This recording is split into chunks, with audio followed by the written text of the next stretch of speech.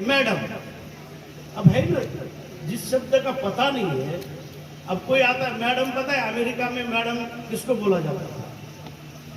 America में madam उस औरत को बोला जाता है जो वेश्यावृत्ति करती है, जो चरित्र से ठीक नहीं है, उस औरत को उन्होंने मैडम बोला। जो हमको गुलाम बनाया तो फिर हमारे माँ बहनों को उसी शब्द से उन्होंने संबोधित किया, क्योंकि वो तो हमको गाली देते थे ना, तो शब्द से भी उन्होंने गाली दी। तो हमें घर से घर वापसी कर लिया। जितने विद्वत आए मैं आपको आदेश देता हूँ, क्योंकि श्रृंगेरी पीठ से ताल्लुक रखता हूँ। पृथ्वीधराचार्य मेरे आचार्य है और ऋग्वेद ब्रह्म वाक्य ही मेरा वाक्य है, मैं उसी की उपासना करता हूँ।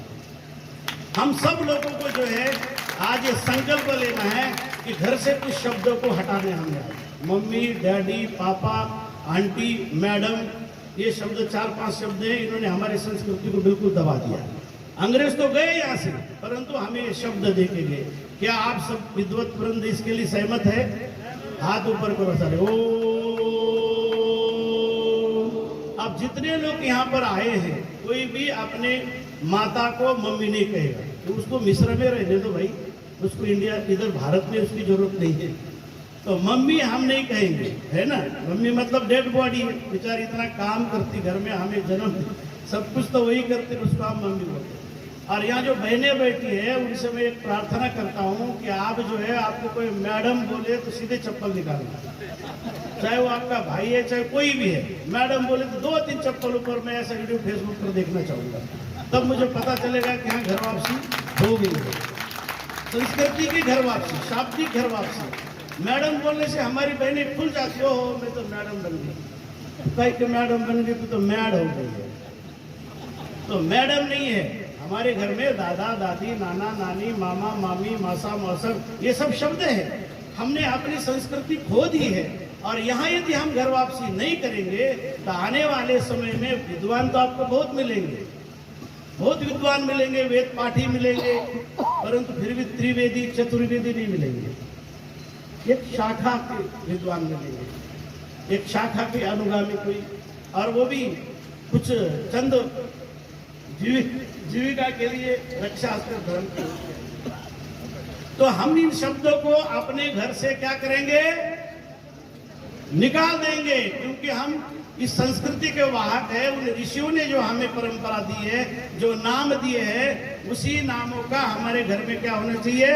इस्तेमाल होना चाहिए। तो समझ लो आपकी घर वापसी, वैदिक घर वापसी हो गई है। दूसरी बात, हम जब घर से स्कूल जाते हैं बच्चे हमारे, तो बच्चे के माथे पे तिलक लगाना चाहिए। तिलक लगाने से शांति रहती है, बच्चा डिप्रेशन में नहीं जाता है। ये तिलक लगाने का कोई धर्म के साथ इसका कोई ताल्लुक नहीं है।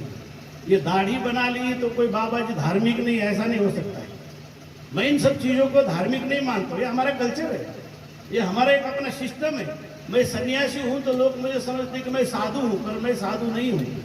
मैं एक सेवक हूँ सनातन धर्म का। मैं सन्यास आश्रमी हूँ, क्योंकि 4 आश्रम है, ब्रह्मचारी, वानप्रस्थी, गृहस्थ और सन्यास। तो ये 4 आश्रमी है। तो सन्यासी पहले ब्राह्मणों का गुरु था और ब्राह्मण सारे समाज के गुरु थे। इस तरह से हमारी व्यवस्था चलती थी। इस व्यवस्था को अंग्रेजों ने नष्ट किया और उसका नतीजा आज हम भुगत रहे हैं। और देखो कितनी सुंदर व्यवस्था थी। सन्यासी किसको कहते? संन्यास्तम मया, सर्वे कर्माणि संन्यास्तम मया। जिसने अपने सारे कर्मों का न्यास कर दिया, छोड़ दिया। सन्यास लिया नहीं जाता।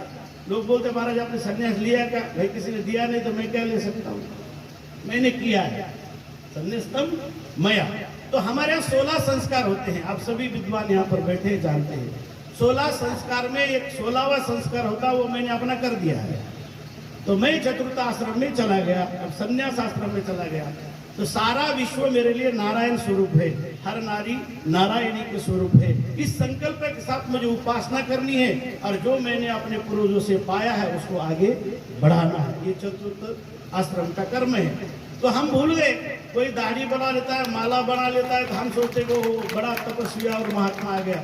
जो तपस्वी होगा ना वो गली गली में मांगता हुआ नहीं फिरेगा, उसके पास इतना टाइम नहीं है ना, उसके पास इतना टाइम नहीं है। मननाथ मुनि, जो मनन करते हैं उनको मुनि कहते हैं, जो रिसर्च करते हैं उनको ऋषि कहते हैं। साइंटिस्ट जो होते हैं उनको ऋषि बोलते हैं। ऋषि का मतलब साधु नहीं होता है, वो रिसर्च करते हैं।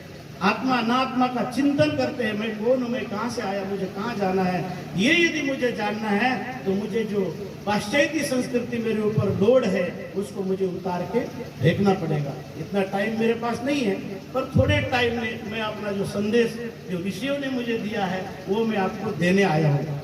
एक तो आप इन शब्दों को घर से हटाएंगे और बच्चों को सिखाएंगे। प्रातः काल उठई रघुनाथा मात पीत नवई माथा। आजकल प्रणाम करते लोग, अभी मैं आया तो देखा कुछ विद्वान लोग मेरे घुटने को प्रणाम करते थे। अरे भाई चरण तो नीचे है, अब घुटने को प्रणाम करना ये भी एक घर वापसी करना पड़ेगी इसकी। हाँ, प्रातः काल उठई रघुनाथा मात पीत चरणन नवई माथा। पहले माता के चरणों में और फिर पिता के, आचार्य का नंबर तीसरा है। तो माता पिता के चरणों में आज तो मां कहती सोने दो, संडे है सोने दो। खान पीन की घर वापसी, कम से कम जो वैदिक सम्मेलन में यहाँ पर आए 3 दिन के लिए हमें खान पीन की भी घर वापसी करना पड़ेगी कि क्या खाए क्या ना खाए। विद्वान जो अपने आप को विद्वान समझते हैं, जो वेदों के वाहक अपने आप को समझते हैं, उनको जो है मले चोखा खाना किसी भी प्रकार से वर्जित है, उनको नहीं खाना चाहिए। तभी हम अपने धर्म की रक्षा कर सकते हैं। और जिस क्षेत्र में आप कर्मकांड करते हैं वहां लोगों को आप समझाने का प्रयास करेंगे कि मलेशों का जो खाना है वो हम न खाए, क्योंकि 3 प्रकार के गुण होते हैं, सत्वगुण, रजोगुण और तमोगुण। मैं सोचता हूं कि आज का जो कर्मकांड है, आज की जो वैदिक पद्धति है वो रजोगुण में तब्दील हो चुकी है, सत्वगुण में नहीं है, रजोगुण में दिखाई देती है। मुझे तो ऐसा दिखता है कि रजोगुण में प्रवर्तित है हमारा कर्मकांड जितना भी है, वेशभूषा को देखते हुए या कुछ जीविका। अब समस्या जीविका की भी है। जब गुलामी से हम निकले, अपने बहुत सारे वक्ताओं को पूर्व भी सुना, हमारे जीविका के निर्वाह करने की जिम्मेदारी राजा लोगों की थी। जब हमारे गुरुकुल चलते थे, याज्ञवल्क्य आदि आपने सुना होंगे, गुरुकुल बड़े बड़े गुरुकुल हुआ करते थे जिनमें राजा पूरा ख्याल रखते थे।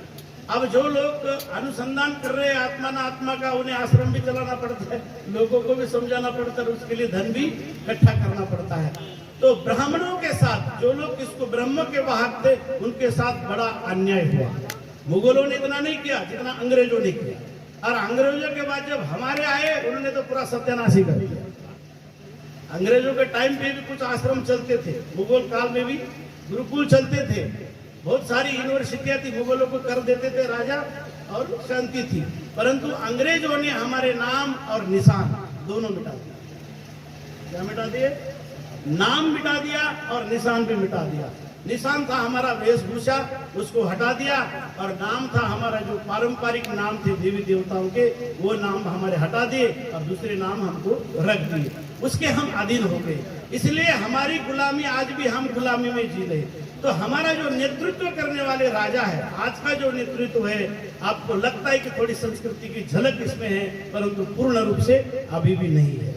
जब तक हम एकजुट नहीं होके चलेंगे तब तक हम वैदिक संस्कृति की रक्षा नहीं कर पाएंगे, क्योंकि बदलने में देरी नहीं लगती है। सबसे बलवान होता है काल, समय।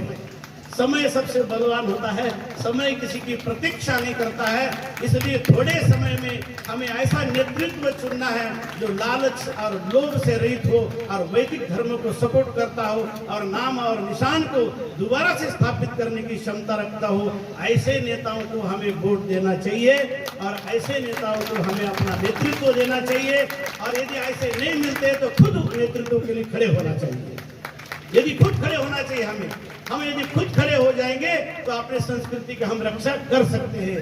महात्माओं को मठों में और मंदिरों में पूर्व सरकारों ने बहुत पैसा दिया और बंद कर दिया, उनको मैदान में नहीं आने दिया। इसलिए लोभी और लालची लोगों ने हमारे पर शासन किया, और उस शासन के कारण आज भी हम गुलामी झेल रहे हैं। क्षत्रिय और ब्राह्मणों को किसी प्रकार का कोई सिस्टम नहीं रखा इस देश में, ना पढ़ने के लिए, ना आरक्षण की राजनीति करते हुए सारे समाज को बांट दिया। मैं सभी सरकारों का खंडन करता हूँ, इसीलिए क्योंकि ब्राह्मण ने भाई किया क्या है? मैं भी एक ब्राह्मण बालक हूँ, मैंने क्या अपराध किया? मैं योग्य हूँ, पढ़ा लिखा हूँ, मुझे क्यों नहीं नौकरी मिलती है? पर मुझे नौकरी नहीं मिलेगी, जो आरक्षित है उसको नौकरी मिलेगी। ऐसे राजनीति को, ये गद्दा राजनीति, गंदी राजनीति। हमें अपने समाज के और वैदिक धर्म की भी रक्षा करनी है, तो सभी ब्राह्मण, क्षत्रिय, वैश्य, शूद्र जो हमारे शब्द है इसकी व्याख्या करके समाज को समझाना पड़ेगी कि SC ST OBC नहीं है तुम, शुद्धम जायते इति शूद्र, जो सबसे शुद्ध और पवित्र है उसको शूद्र कहते हैं। हमने कभी किसी के साथ भेदभाव नहीं किया, हमारे संस्कृति में, हमारे वेद में ऐसा सिस्टम ही नहीं है। जो व्यापार करते हैं, जीविका एकत्रित करते हैं उनको हम वैश्य कहते हैं, जो हमारी रक्षा करते हैं उनको हम क्षत्रिय कहते हैं, और जो ब्रह्म बोध और संस्कृति का वन करते हैं उनको हम विद्वान ब्राह्मण कहते हैं। तो ब्राह्मणों को भी एकत्रित होके हमें सोचना पड़ेगा कि आरक्षण उसी को मिलना चाहिए जिसकी आवश्यकता है, जिसको आवश्यकता नहीं उसको भी आरक्षण है। अरे वैदिक आरक्षण दो भाई सबको, वैदिक आरक्षण दो, वेद पाठ उपनिषद पढ़ाओ, उपनिषद लाओ स्कूलों में, जिससे हमारे बच्चों को ज्ञान हो और वो शांत रहे। लोभ और लालच पढ़ने वाली अंग्रेजों की जो अंग्रेजी थी उसने हमको लोभी बनाया, लालची बनाया। तो आप लोग पूजा करने में भी कर्मकांड करता हूँ, मैंने बनारस काशी में पढ़ाई की है, मैं भी कर्म का लोग बोलते स्वामी जी थोड़ा सा जल्दी करना। अरे भाई हम लोग ग्रहों को अपने कब्जे में करते हैं, जल्दी कैसे होगा, इतना खर्चा हुआ एक ग्रह पर जाने के लिए। तो हमारे ऋषियों ने हमें इतनी ताकत दी है, उस ताकत को हम कैसे समझ सकते हैं, इतनी जल्दी नहीं समझ सकते। इतना बोल के मैं अपने वाणी को विराम देता हूँ। ओम